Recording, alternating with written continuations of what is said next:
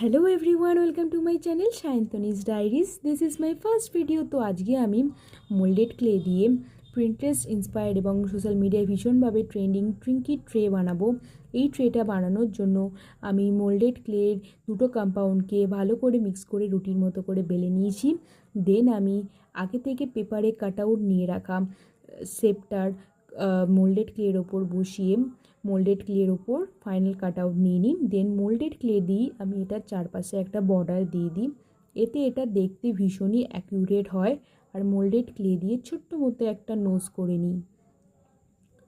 এরপর এটাকে আমি 2 ঘন্টার জন্য এইভাবেই রেখে দিই। 2 ঘন্টা পর এটা যখন একটু হার্ড হয়ে যায় তখন আমি এটার উপর একটা জেসোর কোড অ্যাপ্লাই করি। জেসোর বদলে যে কোনো হোয়াইট অ্যাক্রিলিক কালার ইউজ করা যেতে পারে। এরপর আমি এটাকে কালার করার জন্য পেস্টেল কালার চুজ করি, কারণ পেস্টেল কালার পুরোপুরি প্রিন্টারেস্ট ভাইবস দেয়। তো পেস্টেল ইয়েলো দিয়ে এটার ফেসটা আমি কালার করে নিই। দেন আমি পেস্টেল পিঙ্ক কালার দিয়ে এটার কান দুটোকে কালার করি। দেন পেস্টেল কালারেরই একটু ডার্ক শেড দিয়ে আমি এটার নোজটা কালার করে নিই। তো নোজ কালার করার পর আমি ব্ল্যাক অ্যাক্রিলিক কালার দিয়ে এটার চোখ আর মুখটা আউটলাইন করে নিই। তো এই সময় আমার এটা দেখতে ভীষণ খালি খালি লাগছিলো, তো আমি ওই যে পিঙ্ক কালারটা দিয়ে আমি কান দুটো রঙ করলাম, ওই পিঙ্ক কালারটা দিয়ে আমি এটার গালে একটু ব্লাশার দিয়ে দিই।